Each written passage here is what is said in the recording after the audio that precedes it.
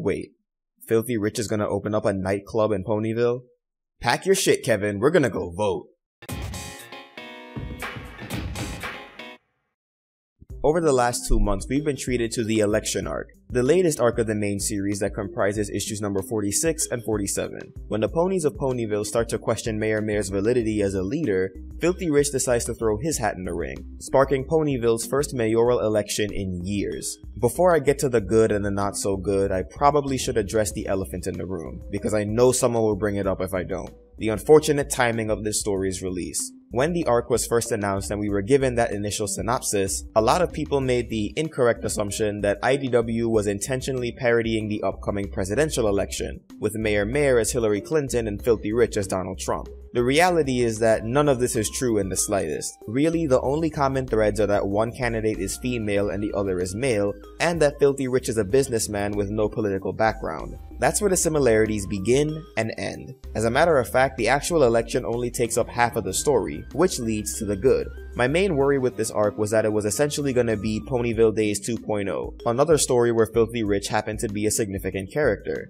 I was concerned that the conflict would be drawn out and lead to a scene similar to the big fight in part 1 of that story, but the election arc doesn't do that. For the most part, the story moves along at a nice pace, with the first part detailing the actual election and the second part dealing with the aftermath of Filthy Rich's victory. Speaking of whom, I'm glad that Filthy Rich wasn't portrayed as a straight up villain. One thing that I never understood was why a lot of folks interpreted him as a bad guy when in the show, he was only an oblivious parent at the absolute worst. It was something that confused and somewhat bothered me, and it was actually one of my few complaints about Legend of Everfree, which was an otherwise good film. Thankfully, in this comic, Filthy never comes off as overly malicious or vindictive. He runs a pretty clean campaign, and the only thing he says to Mayor Mayor that barely qualifies as an insult was that her realistic approach to running Ponyville was small-minded. His biggest offense is that he was an incompetent leader that had no idea what he was getting into, and he had a bad habit of making promises that he couldn't keep. A habit that, according to Diamond Tiara, extends beyond his behavior as a politician.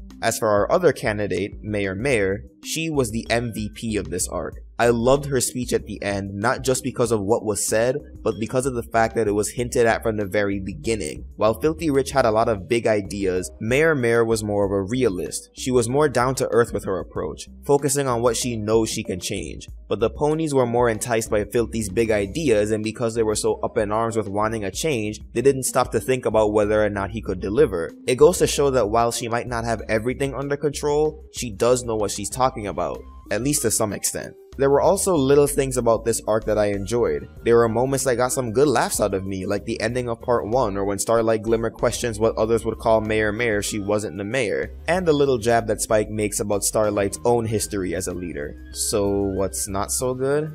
Well, since we're talking about Starlight, who made her comic debut in this arc, her unfamiliarity with Ponyville served as a way to introduce their mayoral election process to the reader, but I felt it was kinda unnecessary to use her specifically, mainly because they mentioned that the last election they had was before Twilight moved in, so why not just use her or Spike? Especially since Starlight didn't really do anything else from then on. I can see the motivation behind this, as this could have been a good way to introduce her into the comics, but Starlight's gonna get a spotlight in Friends Forever come January, so why not have that be her comic debut? Then there's the whole Tatzel Worm thing. I will give it credit for being hinted at from the beginning, but I feel that, like Starlight, it wasn't really necessary, and it took away from Mayor Mayor's speech. You could say that the Tatzel Worm attack was for her to show that she was a competent leader, but I feel that her words spoke for themselves. I would have been fine if the worm's activities were just unrelated natural disasters. It's not that big of a weight on my suspension of disbelief. Plus, while I'm mostly lukewarm about Garboska's style, the Tatzel Worm looks like a straight up sock puppet.